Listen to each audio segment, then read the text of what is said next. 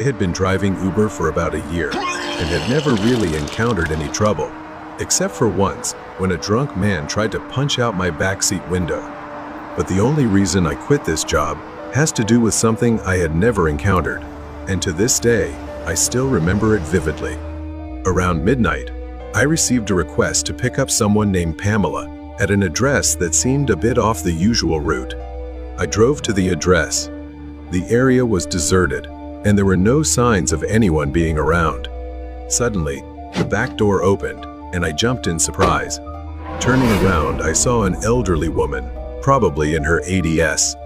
At this late hour, it was a bit odd, but I had seen older passengers before, though not very often. She silently struggled to get into the back seat, and I noticed her hollow, empty eyes, as if she had just woken up from a coma and couldn't make sense of what was happening around her. "How's your night, Pamela?" I asked cheerfully and friendly, but she didn't respond. A beep from my phone. A destination popped up. It was quite nearby, but I had never heard of it before, so I felt a little uneasy. I drove, trying to push that strange feeling out of my mind. The city blurred by in a haze. But then, a voice, low and raspy, finally spoke. "Why aren't you taking me to that address?" she said to me. I told her I was taking her there, and it was still quite a distance. I replied, trying to stay polite. But the uneasy feeling, something wasn't right, kept growing. Then she started yelling at me, demanding I stop the car. It felt a bit rude, but what I needed to do now was stay polite.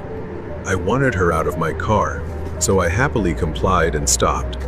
I complied, stopping the car at a quiet corner just a few blocks away. I tilted my head to glance over my shoulder to wish her good luck, as it was part of my daily routine. But when I turned back, Pamela was right in front of my face, just millimeters away, hovering between the two front seats. I froze. Her eyes were white, sunken deep into her face. Her mouth was wide open, gasping for air, as if struggling and laboring to breathe. I stammered, "Pamela, are you okay?" Then her hand touched my shoulder. It was cold as ice, seeping into my skin and bones. Her pupils rolled back into her head, leaving her eyes completely white. My mind couldn't comprehend anything, and I began to fear for my own life. Before I could say anything, she leaned close to my ear and whispered in a chilling voice, "Go to the stairs tonight." I looked at her, confused.